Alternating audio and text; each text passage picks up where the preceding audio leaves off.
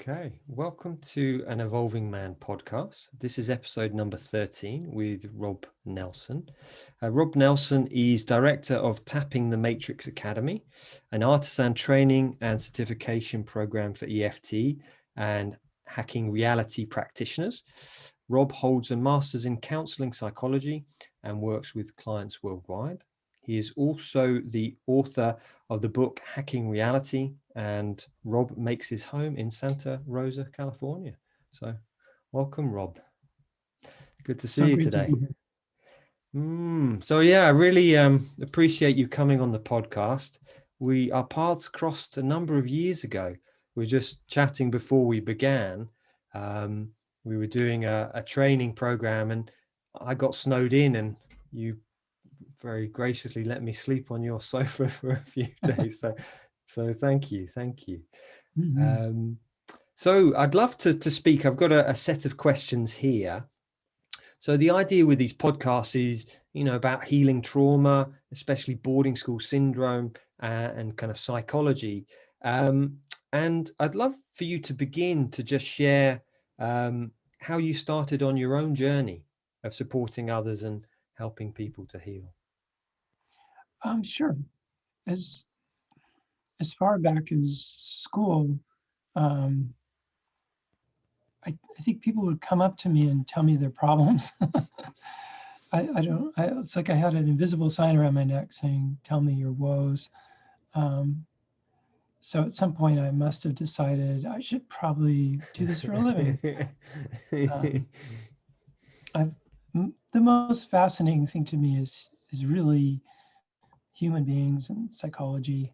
So, and human potential and all that good stuff. So I've been studying that since I was a teenager, really. And when I got into college, I got a degree in psychology and then the master's in counseling psychology. I worked with children mostly for about 10 years, and then got really burned out on it and became a massage therapist. It's how you might have a different term for it. I love that because it was very much instant gratification. Everyone felt better after every session, which isn't always the case with talk therapy. And then years later, my wife came across EFT tapping, and I started using that on myself. Had such amazing changes I didn't even know were possible. And then one day I realized, oh, I should be doing this with clients, and the whole thing came back around. So yeah, I've been doing that now for 13 years. 13 years. Wow. Interesting. It's interesting as you share about massage therapy. I was listening to Bessel van der Kolk, who wrote The Body Keeps the Score.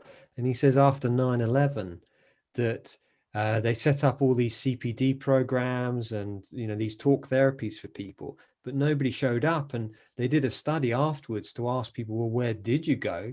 And they said, first of all, to acupuncture. Second was massage therapists. And third thing was yoga. And it's like, of course. Of course. Yeah, fascinating. So what's the work you do now with people? What you mentioned about running this academy, this training and certification program. So what do you do at the moment? Well, I have my private practice where I work with clients mostly on quality of life issues, I think you could say. But those quality of life issues almost always come back to resolving childhood trauma and the kind of limiting negative belief systems that get installed in those moments of intensity. And the tools I use are EFT tapping, and then matrix reimprinting are now my own version of that. And so for 10, 11 years now, a little bit longer, I've been teaching other practitioners how to do the same work to try and get it out there in the world. There's a critical shortage of EFT practitioners, I think. Um, it's so incredibly helpful and useful for people. So, yeah, those are the two things I do. Right, great. Thank you. Yeah, I first came across EFT. I came across my certificate the other day. It was 2000 actually. It was in Wow. Portsmouth, where I'm from, and this lady was. I was living with my mother. My father had just died, and I was kind of going through a transition. And she said, "Why don't my friend's running this EFT?" So I'm like, "Okay, I'll go along." And I didn't use it that much for the first few years, and it's only when I came across it again through friends, and it was like, "Ah, this is really powerful." It really is. Yeah. I have a feeling the UK is the highest per capita percentage of practitioners. Really, And really. when I was over there, I asked, why is that? I'm pretty sure it's true. And the woman said, well, look at us. We're there's something about, I don't know how she explained it, the whole stiff upper lip. It's like, oh, yeah. I I don't think English people are more, or UK people are more screwed up than anybody else, but it is interesting. Yeah, because EFT stands for Emotional Freedom Technique, and I do actually have. There's the book. I interviewed this author a few Oh, months funny. ago about boarding school. This is his book about boarding school. Wow. So it's I see that the emotional freedom, that's all about suppressing emotion. So how do you feel that EFT helps to release emotions? Well, EFT, uh, from my point of view, EFT is a way of hacking into this nonverbal part of the brain, the limbic brain, that really handles emotions, especially uh, stress. It's where fight or flight is triggered, the freeze response. So, depending on our family or how we grew up, certain emotions may never have felt safe to express. Um, in some families, dad is the angry one, and he's the only one who gets to feel anger. And like, God help you if you're expressing anger, because dad's gonna beat the hell out of you. Um, so what the tapping does is it works with a part of the brain, of that limbic brain, the amygdala, which decides whether things are safe or not. And the tapping seems to send a message up through the reptilian brain into the limbic brain, the mammalian brain, saying, hey, whatever we're focused on with the tapping is safe. And so suddenly it's safe to feel the anger or the grief or the guilt or whatever is stuck. And the emotions tend to process very quickly. Um, Stress, anxiety, sadness, anger can just resentment. They could just melt away. It's sort of the easiest thing we do with EFT. In my experience, it's the low hanging fruit, so to speak. Um, yeah, it's just telling that part of the brain, hey, it's safe to feel this, and then whew, it's just runs its course very, very quickly. Thank you. So what's the difference between, say, matrix reimprinting and then the hacking reality? Well, let me speak to the difference of matrix versus regular EFT. Regular EFT is mostly saying words that focus in on a problem that we want to release while we're tapping on specific acupuncture points. And then matrix reimprinting is a way of doing that tapping within the context of a specific bad memory or traumatic memory. So we're actually having our adult client tap on their younger self within the memory and not just tap on them, but also we can dialogue with them. We can ask them what they're feeling, what they've decided about themselves or about life. And in that technique, we ultimately change the picture to something super positive. And we do that as a way of reversing the decisions that were made, the negative beliefs that the trauma either created or reinforced. It's very powerful.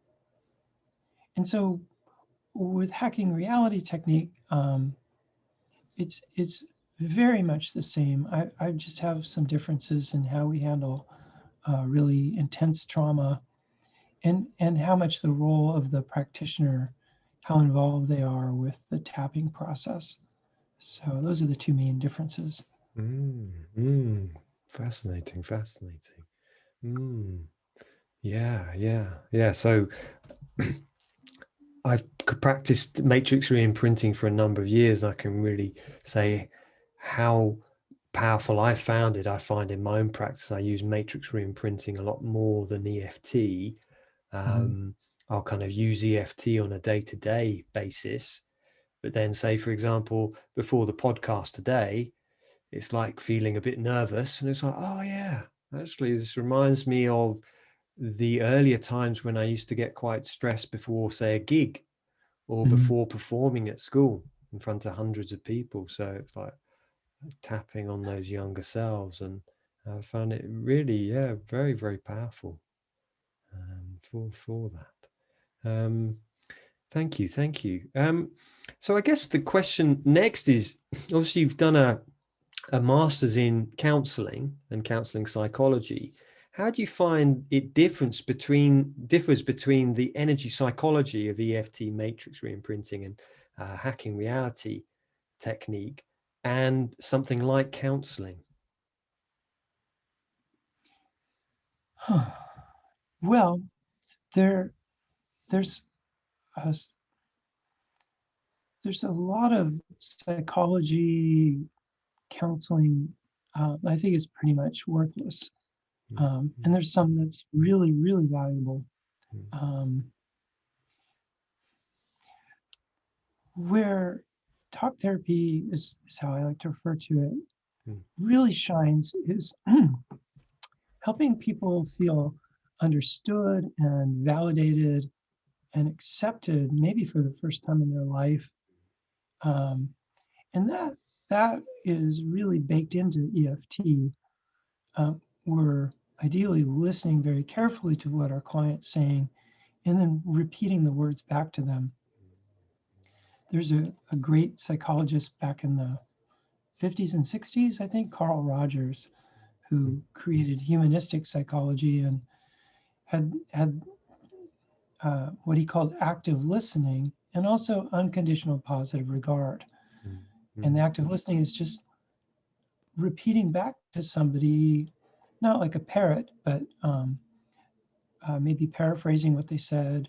Say, I just want to make sure I understand what you're saying. And most people don't do that very well. They're just listening until they can get their point across. Yeah. But a therapist who's using active listening can really help someone feel heard, understood, and validated. Um, so in that sense, they're very, very similar. But that's just one tiny part of the whole counseling psychology gamut. Um, the problem with talk therapy is, from my point of view, is a lot of what's troubling people are traumatic memories. Like your listeners who, were trapped in boarding school. On one hand, there's definitely going to be specific moments that stand out as just awful. And on the other hand, there's sort of a more atmospheric kind of trauma, which people sometimes call complex trauma, where it's just there's no escape. You're just stuck there, helpless. It's almost some death by a thousand cuts. There's those different levels, but to try and heal that with words, you can only go so far, especially the really traumatic fight or flight moments, because the part of the brain that handles that is nonverbal. So, yeah, I So heard you what a speak lot of about that. yeah, a lot of therapy is trying to go from the neocortex, where the human speech centers are, and go down from there into the limbic brain, and it just doesn't work very well. I mean, for me, the most extreme example is maybe a veteran who's come back from combat as really severe PTSD. And, being a helpful sort, you say, hey, you're back, you're home, it's safe now. You're home, don't worry, war's over. And of course, that would just be insulting, I imagine, for the person. Like, oh, hey, I hadn't thought of that. It's like, it's not going to do anything for their PTSD. They could have everyone around them telling them, you're safe, you're safe. It's just that the words don't translate into the limbic brain. So with tapping, though, we're hacking right into it and can shut the PTSD off pretty quickly. So kind of a long answer to a short question. No, I could listen to you talk. Sorry to interrupt. I heard one of your videos a few days ago, and you were talking about the limbic brain and that non-verbal thing, and I was like, oh, that's brilliant. Yeah, that's it was really an accidental discovery, tapping on acupuncture points back in the late 70s, that got this whole ball rolling. Yeah. And on one hand, it's so incredibly simple. I've taught children like as young as maybe 7 or 8 years old, but on the other hand, there's just it's just endlessly deep. There's no way you could ever get to the bottom of it all. So, Mm, yeah. yeah. Thank you. Yeah, I found EFT myself to be very healing. I often found, I think I did 3 years of talk therapy, and I was really lucky that I got to a point where I was living in a monastery, and the abbot just said to me, he said, Piers, your therapy's not working. I'm like, right, isn't it? And he's like, no, you need to go and see this lady who was a Jungian analyst, but she specialized in dream work. And I found as soon as I went into the unconscious, that's when my healing began. And that's kind of why I moved into EFT and Matrix, because I found, this really works. The unconscious is, when I was just talking the conscious mind, I like what Bruce Lipton talks about, that picture with the 3 million pixels, saying that when we do talk therapies, it's just those 30 pixels in the conscious mind, but we need to be looking at everything. Yeah. I hope I don't give the impression I have no respect for psychology. I mean, I studied Jung in school, and I'm sure that like that, whatever understanding I have gathered from reading Jung, it's like it definitely informs my work. It informs my worldview. I just most of the work I do is really around trauma. So yeah, and in matrix reimprinting, the definition of trauma is a little different than you might think. It's actually anytime we go into the freeze response. Okay. And what's happening there is when we're faced with a threat, either real or perceived, because as humans, it could just be a threat to our identity. Most of us are rarely in life or death situations or being chased by a tiger or something like that. But we have these mammalian bodies that are set up to go into fight or flight. It's supposed to be a very temporary state where the blood just shoots into our arms and legs to empower us to either fight or flee. But often, as children especially, we have a helplessness, either real or imagined. As children, it's very often real. And so there's no way to fight, there's no way to flee. And then the amygdala switches over into the freeze response. Yeah. So in fight or flight, all our energy is activated. In the freeze response, it's actually a state of relaxation, but Okay. not the good kind. Okay. um, it's just kind of a whole giving up. It creates an analgesic effect, an anesthetic effect. And when that happens, a part of us splits off. The part of us that's experienced intense emotional distress is basically encapsulated. This is from the work of Dr. Robert Scare, who's a neurophysician. I read Peter Levine's work and realized with his patients, when we go into the freeze response, the whole circumstance, all the input coming in through our senses is scooped up, even if it's completely irrelevant, it's scooped up and recorded along with our intense emotional state.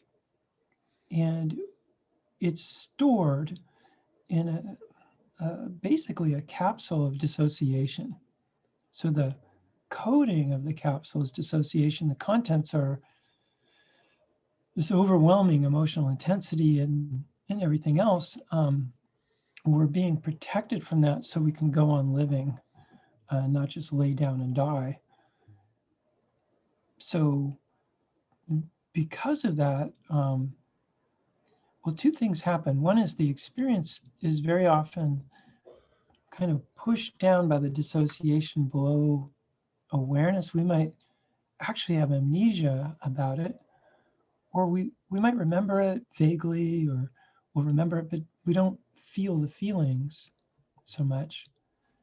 But at the same time, those particular kinds of, he called them trauma capsules, are stored in a kind of memory that's very much like when you learn to ride a bike. If you learn to ride a bicycle, you just never forget how to ride the bike. And you could go for 10 years, 20 years and get back on the bike and ride. I think a lot of people have had that experience and just know it's true. But it isn't that you would remember how to ride the bike, it's that you never actually forgot in the first place. Okay. And so the traumas, those freeze response traumas, are stored in that kind of memory. So they're always happening. For us, it's a memory, but for our body, for the subconscious mind, it's a current event. And the younger self is just like in a tape loop, endlessly reliving it. So we can shut that down with tapping, and we can really go in and resolve it with the matrix reimprinting, hacking reality. Yeah. I can't even remember how I started talking about that. But Yeah. Which kind of leads on to some of the other questions. We were talking about talk therapy, about ah, psychology and Jung and that. A few questions came up. Is, you know, what happens if you can't remember it? If you have that amnesia and you can't remember, you split off and become dissociated, which is really what I think it's Joy Chevron talks about in her book, Boarding School Syndrome. She talks about dissociation, about ex-boarders, they dissociate. So what happens if we just can't remember? well, when you say what happens, what do you mean what happens? Well, So as in, how do we remember that? So if we want to heal it and kind of right. bring that up. Well, one of the things I realized in writing my book, or just through my work with people, is that every moment of our life seems to be recorded, and is potentially accessible. Even if we can't consciously remember something, if you've ever been to a movie theater, in the old days at least, I don't know now, things might be all digital somehow, but the movies used to come in a big silver can on reels, and the reel, let's just say it was one movies in one reel. I think they usually would have like 6 or 7, but on that reel is the film, which is comprised of still frames. The motion picture cameras is actually just taking photographs very, very quickly. But you're holding that can, the whole movie's in there. The beginning, the middle, and the end. It's all right there, all at the same time. And it seems to be that way with our lives. So all of the moments of our life, for us, instead of still frame photos, they're moments. And the moments where we went into the freeze response are very accessible. Because of that procedural memory, the way they're stored, like how we never forget riding a bike, that kind of memory. Peter Levine talked about them creating a wormhole through our normal experience of space and time. Like if you had a happy memory of when you're 5 years old, it's pretty hard to get it back. But if you had a freeze response moment, I could have you just step right in there.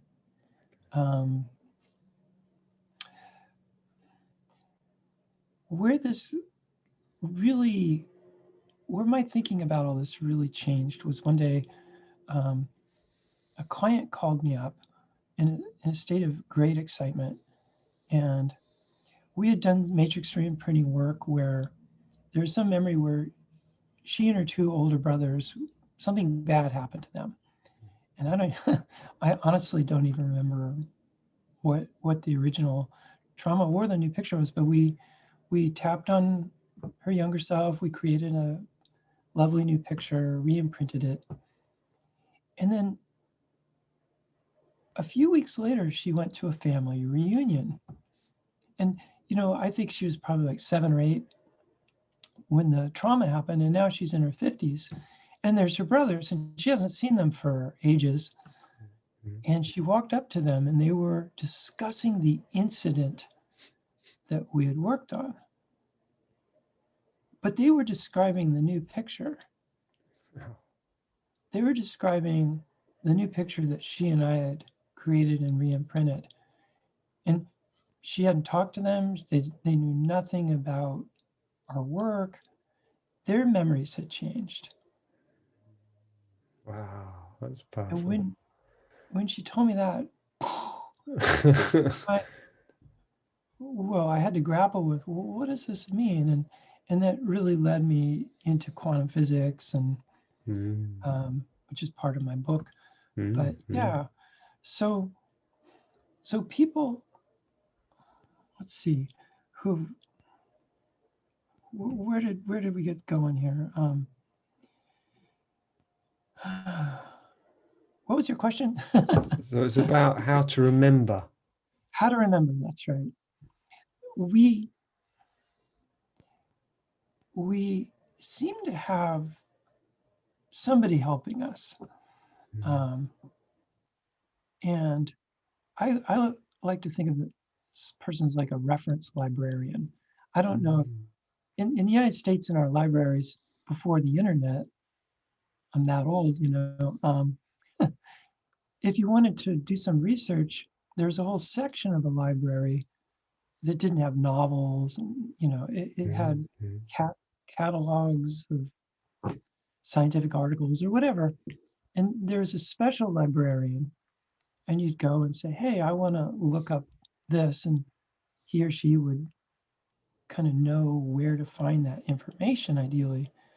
So there's a technique I use when we need to find a particular memory. It's extremely simple. I just have my client tap here, and if it's a heavy feeling, have them say, show me an image of my younger self where this feeling is really coming from. Same thing with a particular belief, or if there's a recurring issue that keeps happening, show me an image of my younger self where this issue really began for me. And about 85% of the time, suddenly an image will pop up for the person, even if they're not particularly visual. And it might not make any sense. In fact, often it seems irrelevant, but when we go into that particular scene and help that younger self, almost always it's the genesis, the beginning of the feeling, the belief, or the issue. And who is helping us with that? I have no idea, but it's I found it to be extremely reliable way of sourcing. The other thing is just to do regular EFT tapping for a while and whatever it is. And then sometimes a memory will surface organically that way. Very similar. Because the psyche, this is what I think, the psyche starts to feel safe. The reason we don't remember is we're being protected from the intensity of the memory. But as the tapping begins to work, the psyche wants these things out of our system. It's like, here, take it. Yeah. I mean, would it feel appropriate just to share a little bit what EFT, to do a basic setup statement and tap through something? Sure, if you like. Yeah. Yeah, can you suggest an issue? I think say stress, or say maybe, feeling nervous before coming on the podcast. Okay. Yeah. So I'll do just a couple quick rounds of tapping. One neat little trick with EFT is we tend to measure the intensity of a feeling before we start on a 0 to 10 scale, just to be able to mark progress. So, if it was a 7, we do a few rounds of tapping and then see, has that changed? Has it gone up? Has it gone down? Where are we at with that? But yeah, so we have people tap on the side of their hand. Most people call this the karate chop point. Either hand is fine. Okay. And usually the practitioner gives words to say and the client says them back. You don't have to do that if you're tapping on your own. But so even though I have this anxiety, this nervous feeling, I deeply love and completely accept myself. And completely accept myself. And then tapping on the crown of the head, right at the top, this nervous feeling. Right here on the edge of the eyebrow. Oh my God. Oh my God. I'm going to blow it. I'm going to blow it. I'm going to get tongue-tied. I'm going to get tongue-tied. I'm just going to go blank. I'm going to go blank. Oh no. Oh no. Right on the top of the chest. This nervous feeling. And then sort of under the arm, this fear. And I like to do the front and back of the wrist. All this anxiety. And feeling so stressed out. I'm going to make a fool of myself. I'm going to make a fool of myself. I won't know what to say. I'm just going to go blank. All this fear. This tension in my body. All this nervousness. All this nervousness. All this fear. So, yeah. Thank you. Yeah, that was good. I like that. Yeah, I mean, obviously, I've kind of practiced it for a while, but it's not often someone guides me And I really like that. So thank you. That's really, It, really helpful. it's really nice to have someone guide us. Mm, Um, mm, but it's also, I mean, it's not either or. We can also do tapping on our own. What I want your listeners to know is we're usually focused on what's wrong. mm, mm, So on the negative, because that's what we're getting rid of, sloughing off. So instead of saying like, even though have this nervousness, I'm going to do a great job. I'm a wonderful speaker. mm, Everybody mm, loves to hear me talk.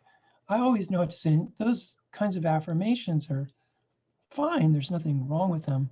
mm, mm, But with EFT tapping, it's more getting rid of what's not supposed to be there, which would be fear, stress, anxiety, uh, mm, mm, and if it's a really intense memory, for instance, someone's tapping on, it's really focusing on the raw negative emotions, the things like if I did something wrong, oh no, I shouldn't have teased her. She's so upset. She hates me.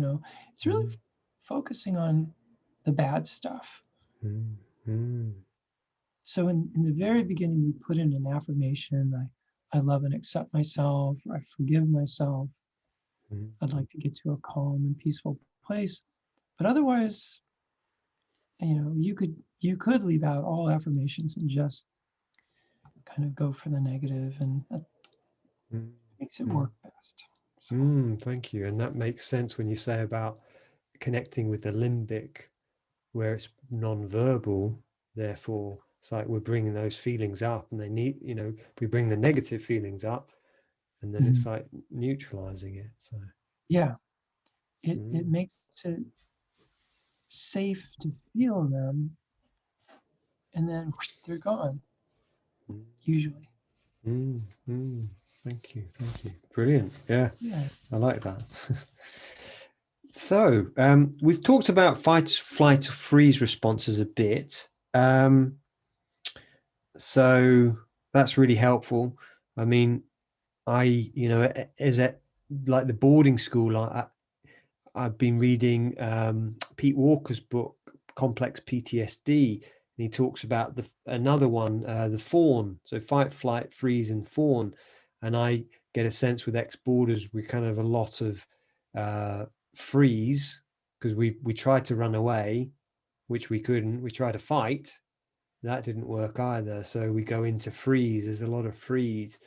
So I guess a question kind of coming out of that is this idea of complex trauma Mhm. of, so say, for example, someone who's been to boarding school or they've had a childhood where this behavior's been repeated over and over. So it's not just the one instance, but, it's happened every day. Because I remember at my boarding school, even when I was 17, the top of the school is very good at sport. I just had this overriding fear of messing up. So how do we deal with that with complex trauma? And what's your views, opinions about that? Honestly, the way the way I would work on it with a client isn't really much different at all. Um, it's just I would want to manage my expectations and my client's expectations. That it's probably going to take longer. Mm, mm, Um, if we're dealing with these techniques, if we're dealing with just a one-off bad experience, even if it's a very severe one, someone getting molested or beaten up or something horrible, mm, usually the resolution is pretty quick. But mm, with this ongoing day after day, maybe year after year oppression, I mean, it just stands to reason it's going to take longer to get that out of your system. But the means for doing it, from my point of view, are very similar. We go after this fear of messing up, this fear of that you described. Um, the easiest starting point is just to tap on that fear. And somebody, watching this who wanted to try tapping, my secret trick is I use a timer either on my phone or my computer, and I just set it, usually not for very long, 3 minutes even. Mhm. And then I'll just tap, I'll just keep going until the timer goes off. Mhm. When I discovered that maybe 6 years ago, it changed it changed a lot for me, because my mind is very rascally, and I start tapping, and then I'm in the kitchen doing the dishes. It's like, wait, what? How did that happen? But with the timer, I'll just keep going. So we tap on that specific emotion, whatever it is, and there's a pretty good chance that a memory will surface. Mhm. And then instead of tapping generally for this, I think your example was fear of making a mistake, or Yeah, yeah, yeah. Fear of messing so up. then Yeah. you're tapping on it, all of a sudden a memory comes up like, oh, well, there was that time when I was 11 and this happened. And so the easiest way to do this on our own is to think about that particular memory, Mhm. and then on that 0 to 10 scale, rate the intensity, and then tap the same kind of tapping, but this time really focused in on the specifics of the event. Mhm. Like you had to give a speech, and uh, you had to recite a poem and you left out a stanza, whatever it is. Mhm. The looks on their faces, the kids who were laughing, the beating, whatever happened, you bring in every element of it that you can remember along with the feelings, and you try and get it tapped down to 0 where you can remember it with no particular feeling. Mhm. Mhm. Mhm. um, yeah, that's one way of doing it. I mean, with a matrix screen printing or hacking reality practitioner, you actually would, as a client, you'd step in there and we'd Mhm. freeze everybody else and you'd work with your younger self. But even just doing regular tapping on the specific memories can be very helpful. Mhm. Mhm. Yeah. Mhm. Thank you. That's brilliant. I like you're giving us tools and the audience tools to just to go away and work on this, because EFT is so simple, like you said, and it's very deep at the same time.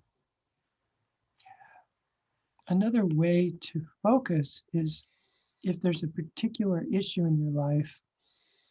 uh, some people call it a quality of life issue.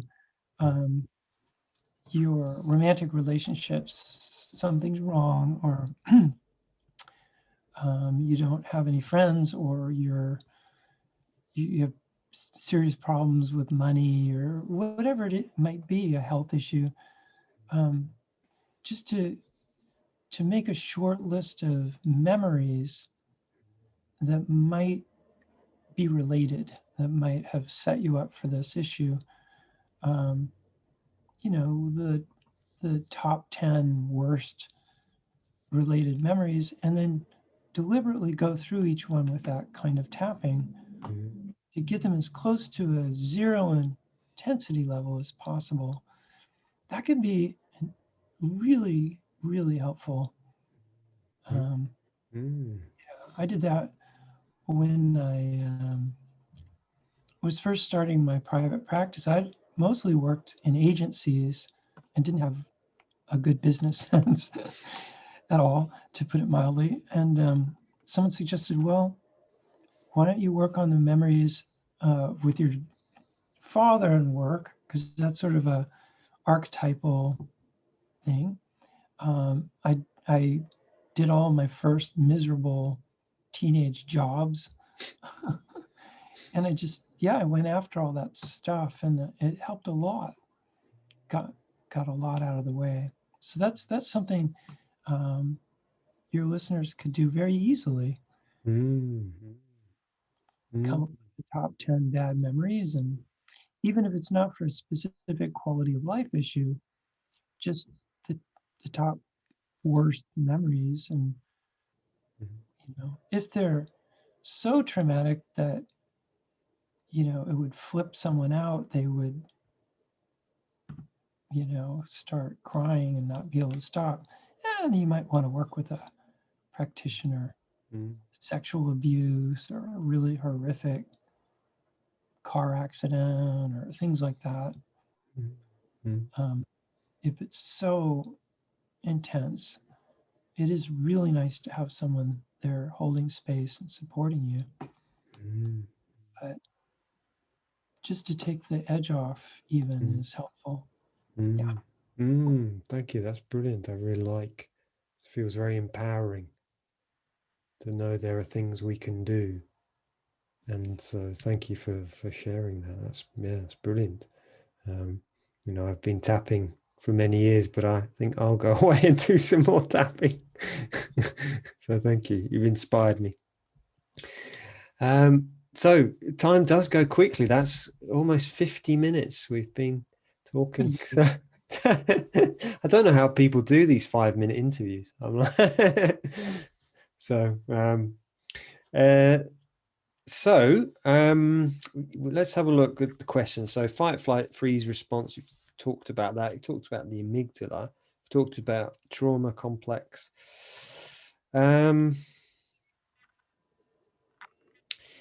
Yeah, I guess maybe you've kind of just answered this. I mean, my question was around the key issues of boarding school syndrome, according to Joy Chevron, are abandonment, bereavement, and captivity. And my question to you was, how would you advise someone who's been to boarding school or had complex trauma or had childhood trauma, but, in particular, abandonment, bereavement, captivity? There's in thinking about this before we met, there's two main aspects. And obviously, this is an enormously complex thing, and I don't want to come off like as trying to oversimplify it, Mm. but and I am thinking about it in terms of matrix reimprinting or hacking reality technique. But Mm. the first thing that really strikes me, and people I've worked with, is getting their younger self in a particular memory a feeling of safety. Mm. I think there's a great psychologist, Abraham Maslow. He came up Mm. with that hierarchy of needs, and Mm. a lot of people describe it as the pyramid, but the very bottom rung is safety. Mm. And Mm. if you don't have that, um, it's pretty hard to manage much else. Mm. Um, so as a practitioner, that's almost the first thing I'd want to do is help that younger self have a feeling of safety. Now, if you're working with someone or you're working on yourself, there's one thing for sure: you survived. Mm. Because if you're dead, you probably aren't even listening to this podcast. Yes, So of course. that's the good news. So it's possible to reassure the younger self, like, yeah, this is bad, but it's Mm. going to get better, hopefully. Mm.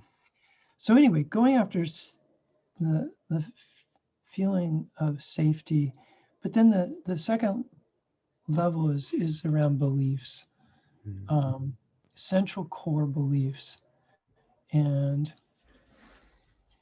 depending on what age you got sent to boarding school, I guess it varies. Yeah, 4. I know people have gone at 4 to common 8 through to 11. I went at 11. Uh, well, again, not to try and oversimplify, but common beliefs are going to be basically I'm being thrown away like a piece of garbage. Mm. I'm I'm worthless. When we're very young, we tend to make it our fault, whatever's happening. No matter how Mm. ridiculous it is to do so, we're just hardwired to do that.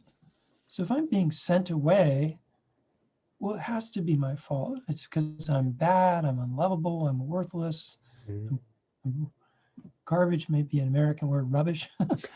um, but just this core sense of being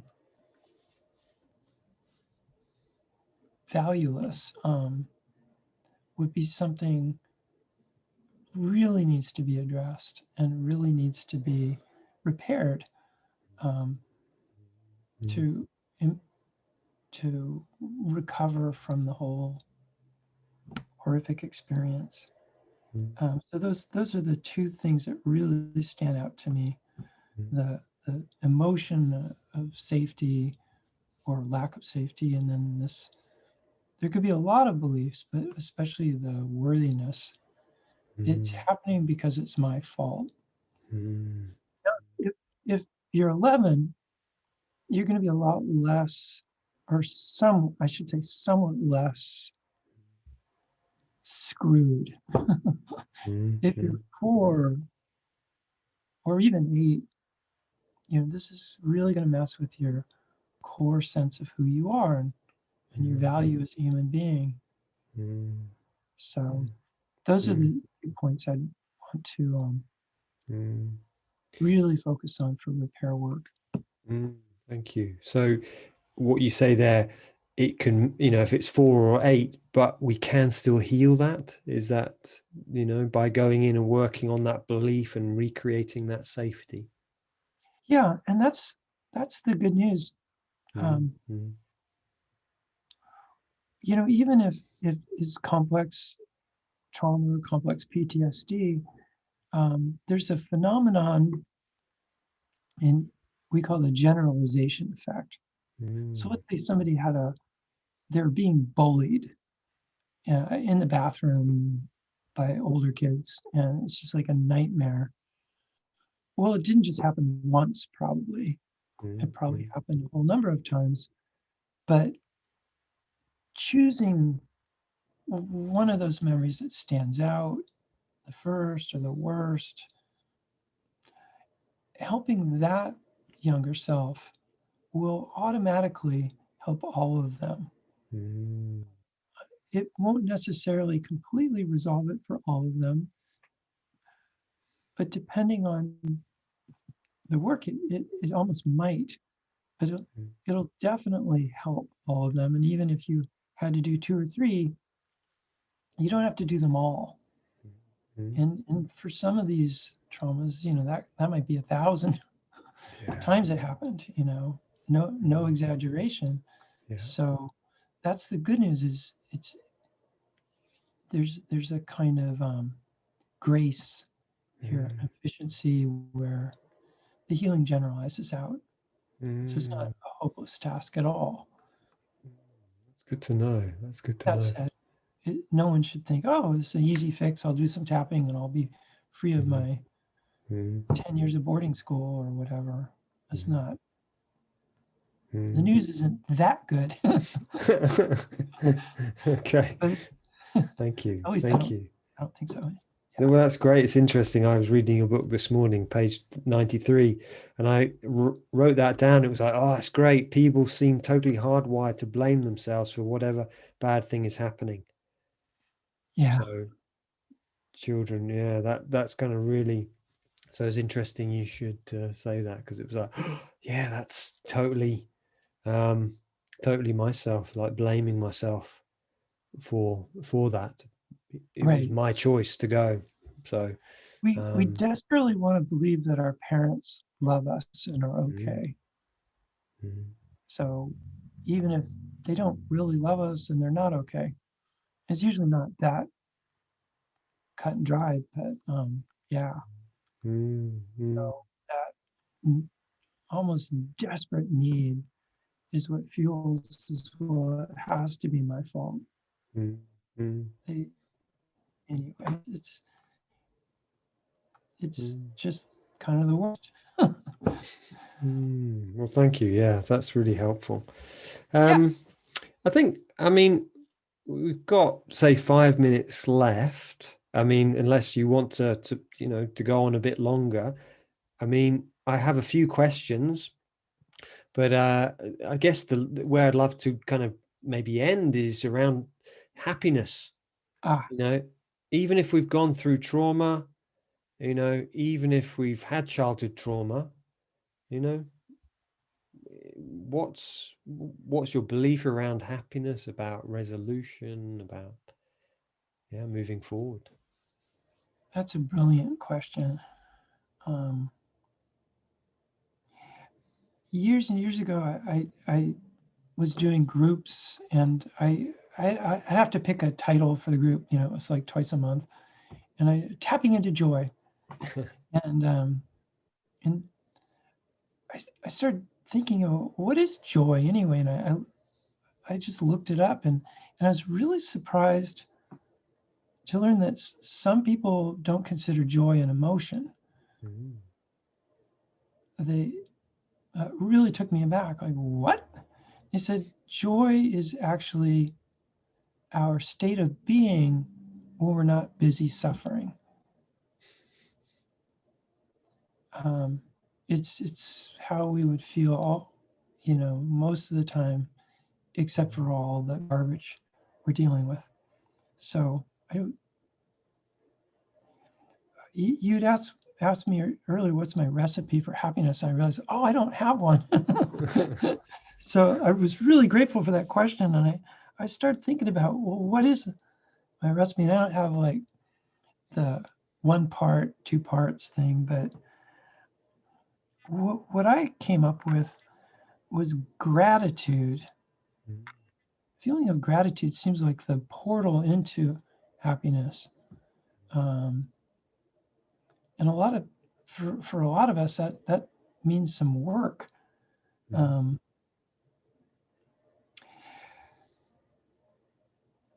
so if you think about your ideal state, you'd be so happy with your life. Just your life right now or in the future, imagining a future self is just absolutely loving every aspect of life. Well, that would kind of require you to be grateful for your boarding school experience. Mm. Mm. It's kind of a little bit of a mind, well, problem, but it's like I want to get to a place where my life is so fantastic Mm. that every bad thing that happened to me led me there. So I'm going to end up feeling grateful for it. It's like easier said than done. But the other components I thought of were some kind of work. I don't mean a job necessarily, but some kind of work in the world that's meaningful and satisfying. Mm. Mm. I, I think that's got to be essential for almost everybody. Mm. Like Mm. a lot of people will go to some tropical island and lay on the beach for a week, and not have to do anything, and that's heaven. Mm. But for me, like if that was all I could ever do, heaven would turn to hell at some point. And then the third component that I came up with was health, Mm. physical and emotional or mental health. I don't know about you, but when I've got something wrong with my physical body and it's ow, ow, ow, ow, Mm. it, I know that there are people who can transcend that. They've got Mm. some permanent thing and they learn to live with it and still be happy. But personally, I'm a terrible wimp. So I try to keep my body within parameters where I'm mostly healthy most of the time. But then there's also the emotional health, Mm. um, Mm. where we're basically to be in the moment, the whole power of now thing Mm. Mm. Mm. means we're not continually being hijacked by the past or projecting anxiously into the future. Mm. So that to me, the emotional health is just to remove enough of those uh, poles, either direction on the timeline, where we can really be present, and that seems like emotional, mental health to me. So yeah, gratitude, meaningful, satisfying work, and just a certain baseline of health. That's my recipe. Well, thank you very much, Rob. Um, yeah, I really enjoyed speaking to you. How do people get in touch with you? I mean, if people haven't read his book, then I really recommend this. I've really enjoyed reading your book, and it kind of talks a lot Well, about thank you so quantum much. physics and how to do EFT and matrix reimprinting, and so Yeah.